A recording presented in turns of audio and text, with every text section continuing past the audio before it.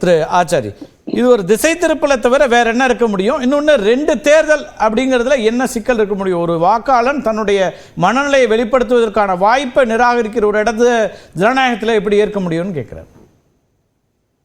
அதாவது அதுக்கு முன்னாடி அண்ணன் பீட்டர் அல்போன்ஸ் சொன்னதுக்கும் அதே மாதிரி திமுக நண்பர் சொன்னதுக்கும் நான் பதில் சொல்லிடுறேன். ஏன்னா அப்பதான் நான் கையை தூக்குன நீங்க என்னை அமைதியா இருக்க சொன்னீங்க.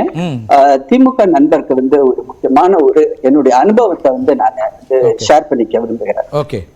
2004 இருந்து 2007 வரை திரு ராஜா சுற்றுச்சூழல் அமைச்சரா இருந்தார். அவருடைய அந்த டென்யூர்ல அவர் எடுத்த மிகப்பெரிய முடிவு, இன்ஃபேக்ட் திரு ராஜா தன்னுடைய சுயசரிதை எழுதினார்னா இந்த முக்கியமான இந்த ஒரு முடிவை அவர் எழுத என்னன்னா, அதற்கு முன்பு வரை எப்படி இருந்துச்சுன்னா சுற்றுச்சூழல் பாதுகாப்புக்குரிய அனுமதியும் வன பாதுகாப்புக்குரிய அனுமதியும் மத்திய அரசு தான் கொடுத்துட்டு இருந்துச்சு. அப்ப அவர் ராஜா என்ன நினைச்சாருன்னா, டாக்டர் கலைஞர் அவர்கிட்ட சொன்னார், இன்ஃபேக்ட் இது மாதிரி மாநில அரசுகளுக்கும் நீ அதிகார பகிர்வு செய்ய, எல்லாத்தையும் நீ டெல்லியிலே வச்சுக்காத அப்படின்னு அவர் சொன்னார்.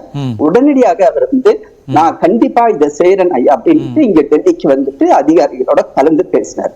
அப்ப எடுத்த முடிவு என்னன்னா, ஒரு குறிப்பிட்ட தொகைக்கு மேல உள்ளது மட்டும்தான் சென்ட்ரல் கவர்மெண்ட் வரும், அதுக்கு கீழே உள்ள தொகையோட எல்லா திட்டங்களும் ரெஸ்பெக்டிவ் ஸ்டேட் கவர்மெண்ட்ஸே பண்ணிக்கலாம்னு ஒரு முக்கியமான ஒரு கொள்கை முடிவை எடுத்தார்.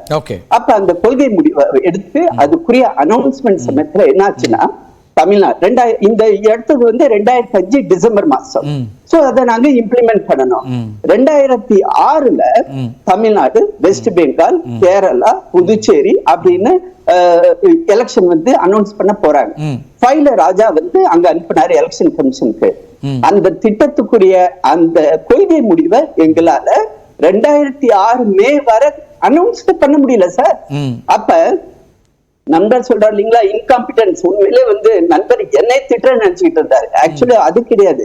உண்மையிலே நான் ஏற்கனவே சொன்னது மாதிரி ராஜாவுடைய அந்த ஆட்சி சமயத்துல அவர் தன்னுடைய சுயசரிதை இதை கண்டிப்பா அவர் எழுதணும்.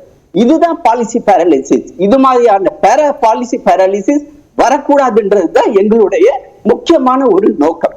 அடுத்ததாக அவரே சொன்னாரு, பட்ஜெட்ல எவ்வளவு சார், 4000 கோடி 5000 கோடி தான் அப்படின்னு. சென்டர் ஃபார் மீடியா ஸ்டடிஸ் ஒரு ரிப்போர்ட் கொடுத்திருக்காங்க. அதுல அவங்க எதை கம்பேர் பண்றாங்கன்னா, 1951-52 முதல் முறையாக தேர்தல் நடந்துச்சு இல்லைங்களா, அதுக்கு ஓவரால் செலவு என்னன்னா 10.5 கோடி, அதாவது 10 கோடி ரூபாய்.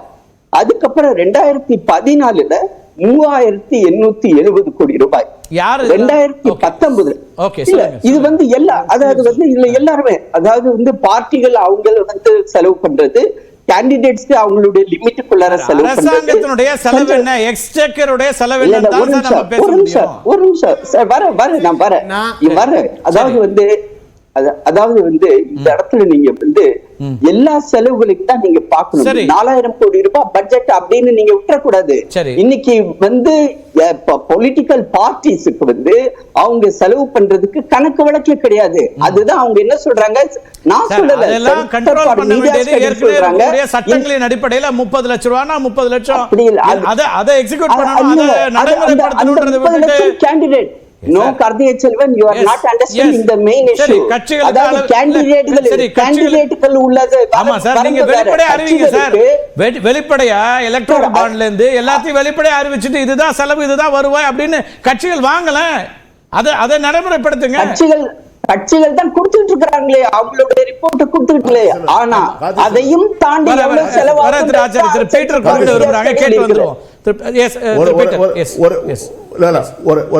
அதாவது இல்ல இன்னைக்கு ஆசீர்வாத ஆசாரிய கேட்கிறேன்.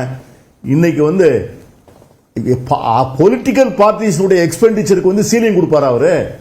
இன்னைக்கு ஒரு political party recognised political party, registered political party, 2 category. Recognised political national party 100 கோடி ரூபாய்க்கு மேல செலவழிக்க முடியாதுன்னு சட்டம் போடுங்க. பாஜக தாங்குமா? பாஜக எலெக்ஷன் எக்ஸ்பெண்டிச்சர் என்ன, மற்ற கட்சியோட எலெக்ஷன் எக்ஸ்பெண்டிச்சர் என்ன? ஆகவே நீங்க அதுக்கு தயாரா இருக்கீங்களா? அது மாதிரி சிம்பிளா பண்ணிடலாமே. எலக்ட்ரல் பொலிட்டிக்கல் பார்ட்டிஸ் எக்ஸ்பெண்டிச்சருக்கு சீலிங் கொடுங்க. அதை செஞ்சா என்ன, அது கான்ஸ்டிடியூஷன் அமெண்ட்மென்ட் வேண்டாம். எஸ் ஆனா வந்து இப்ப நீங்க சொன்னீங்க இல்லீங்களா, இது மிக முக்கியமான ஒரு பாயிண்ட். ஏன்னா நாட் ஓன்லி இந்த 6 கட்சி இருக்கு இல்லீங்களா, நேஷனல் பார்ட்டிஸ், அதையும் தாண்டி நண்பர் வந்து ஒரு விளையாட்டா சொன்னாரு, 32 கட்சி தானே உங்களுக்கு வந்து ஆதரவு கொடுத்திருக்கு, மீதி எல்லாம் எதிர்த்து சொல்லியிருக்காங்க, அதுவும் பெரிய பெரிய கட்சி எல்லாம் எதிர்க்காங்க. எல்லா கட்சிக்கும் இது வரணும். அது பாஜகவுக்கு மட்டும் இல்ல, காங்கிரஸ் பிரதிநிதித்துவத்தை சொல்றாரு அவரு. யாருக்கு எவ்வளவு நாடாளுமன்ற உறுப்பினர்கள் இருக்காங்கங்கிறது முக்கியம் தானே. எஸ் கார்த்திகை செல்வன், இப்போ இது எப்ப வந்து டிஸ்கஸ் ஆகும்? இந்த ஒரு பில் வந்து நாளைக்கு பாராளுமன்றத்துல தாக்கல் செய்யப்பட்டு உங்ககிட்ட எண்ணிக்கை இல்ல, ஆனா நீங்க எல்லாத்தையும் வெளியேற்றிட்டு இதை எடுத்துட்டு வர மாட்டீங்கன்னு என்ன நம்பிக்கை இருக்குங்கிறாரு. கடந்த கால ரெக்கார்டு அப்படி இருக்கு, ட்ராக் ரெக்கார்டு அப்படிங்கிறாரு. இப்ப அதுக்கான அதை ரூல் அவுட் பண்ண முடியுமா? நீங்க சொல்லுங்க, நீங்க ஒரு அஷூரன்ஸ் கொடுங்க. அப்படி நடக்காதுங்க. எல்லாரையும் வச்சுதான் கன்சென்சஸ் உருவாக்கி தான் நாங்க வந்து இந்த பில்லை பாஸ் பண்ணுவோம், இந்த அமெண்ட்மெண்ட்ஸை கொண்டு வருவோம்னு சொல்லுங்க.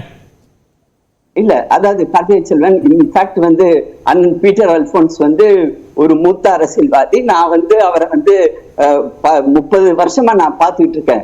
இன்ஃபேக்ட் அவர் எங்களுக்கு ஒரு நல்ல அட்வைஸை கொடுத்திருக்காரு, நல்ல ஒரு ஸ்ட்ராட்டஜியும் கொடுத்திருக்காரு, அதுக்கு நன்றி அவருக்கு. ஆனா அதே சமயத்துல இது சாத்தியப்படாத, இதெல்லாம் பிஜேபிக்கு தெரியாது. அது திரு பீட்டர் அவர்கள் தான் இந்த ஸ்ட்ராட்டஜியை சொல்லி கொடுத்து பிஜேபி தெரிஞ்சுக்கும் அப்படின்னு சொன்னீங்கன்னா பிஜேபியிலே யாரும் நம்ப மாட்டாங்களே சார். சரி, ஆக்சுவலி அப்படி இல்ல என்ன அப்படின்னு சொல்றது, நானு இன்ஃபேக்ட் வந்து எத்தனை பேர் அப்ஸ்டெயின் ஆனாங்கன்னா அந்த டேட்டாவை நான் வச்சிருக்கேன். லோக்சபாவை பொறுத்தவரை எத்தனை பேர் அப்ஸ்டெயின் ஆனா, 104 பேர் அப்ஸ்டெயின் ஆனா எங்களால பாஸ் பண்ண முடியும். ராஜ்யசபால 45 பேர் அப்ஸ்டெயின் ஆனா எங்களால பாஸ் பண்ண முடியும். அதை நான் வந்து டைம் கொடுத்தீங்கன்னா நான் எக்ஸ்பிளைன் பண்றேன். ஏன்னா அது வந்து எண்ணிக்கையெல்லாம் வச்சுட்டு ப்ராப்பரா நீங்க ரெடியா இருக்கீங்கங்கறத அவர் முன்கூட்டி சொல்றாரு. வேற என்ன? இல்ல அதாவது என்ன சொன்னதுக்கு நான் பதில் சொல்றேன். ஏன்னா அவர் சொன்ன உடனே நான் போட்ட கணக்கு இது. லோக்சபால எத்தனை பேர் அப்ஸ்டெயின் ஆனா அதனால நாங்க ஸ்ட்ராட்டஜைஸ் பண்றோம் அப்படின்னு கிடையாது. அப்புறம் ஒரு பாயிண்ட் நான் முடிச்சுக்கிறேன். அதாவது நண்பர் சொல்லும்போது, திமுக நண்பர் சொல்லும்போது ஒரு முக்கியமான பாயிண்ட் சொன்னாரு, கட்சிகள் பத்தி மட்டும்தான் அவர் பேசினாரு. இதுல வந்து HLC ரிப்போர்ட் வந்து வெளியில கொண்டு வரலன்னு. ஆனா HLC ரிப்போர்ட் வந்து பப்ளிக் டொமைன்ல இருக்குதுன்னு, வால்யூமினஸ் ரிப்போர்ட். அந்த ரிப்போர்ட்டை முழுக்க நீங்க படிச்சீங்கன்னா உண்மையிலே நீங்களே எங்க சார்பா பேசுவீங்க. அதிலும் குறிப்பாக பொதுமக்கள்கிட்ட வந்து கருத்து கேட்டாங்க.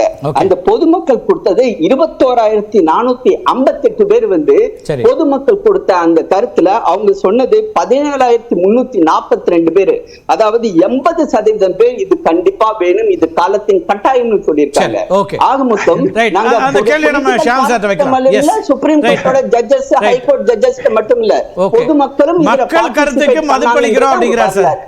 அப்படின்னா சார், மக்கள் கருத்துக்கு மதிப்பளிக்கிறதா இருந்தா நம்ம டிவிகள்ல போடுற எல்லா ட்விட்டர் போல் கருத்துக்கும் நீங்க மதிப்பளிக்கணும். மக்கள் கருத்தான அது 80% பேர் என்னென்ன கருத்தெல்லாம் சொல்றாங்க. அப்ப இயல்பாக cat is out of the பேக்னா திருப்பி கேட்டை பிடிச்சி பேக்குள்ள போட்டு அடைச்சிருவோம். ஓகே, சரி, மாநில சட்டமன்றங்கள் 50% நிறைவேற்றணும்ல, அது எப்படி நிறைவேற்றுவாங்க? நீங்க பார்லிமெண்ட்ல அப்ஸ்டெயின் பண்ண வைக்கலாம், இல்ல விலைக்கு வாங்கலாம், இல்ல டிஸ்மிஸ் பண்ணலாம், சஸ்பெண்ட் பண்ணலாம், அது வேற விஷயம். ஆனால் மாநில சட்டமன்றங்களுக்கு நீங்க திருப்பி வரணும்ல, பிக்ஸட் டென்யூருக்கு. அப்ப எப்படி அதை நிறைவேற்ற போறாங்க? 19 இடத்துல நாங்க வந்து இருக்கிறோம் சார்.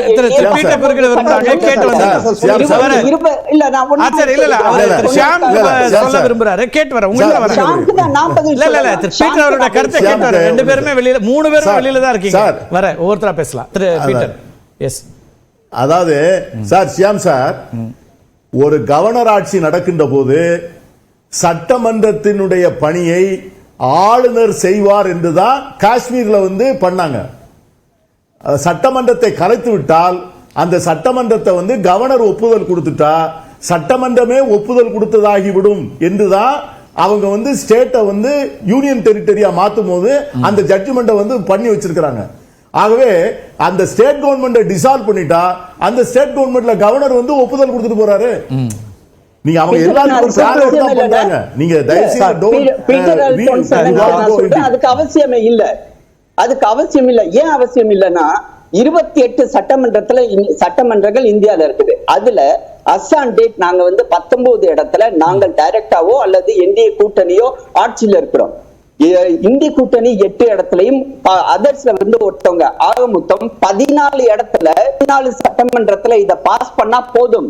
ஆனா நாங்க ஆல்ரெடி 19 இடத்துல இருந்தாலும் எங்களால ஷாம் சார்ட்டையும் நான் சொல்லிக்க விரும்புகிறேன், இதை ஈஸியா நாங்க எங்களால பாஸ் பண்ண முடியும். இல்ல சார், ஒண்ணு நீங்க இந்த சட்டத்தை நடைமுறைப்படுத்த சொல்றீங்க, அடுத்தது அது எக்ஸிக்யூட் பண்ணும்போது என்ன சிக்கல் எல்லாம் வரும், அதை எப்படி எதிர்கொள்ள போறீங்கன்ற கேள்வி வருதுல்ல.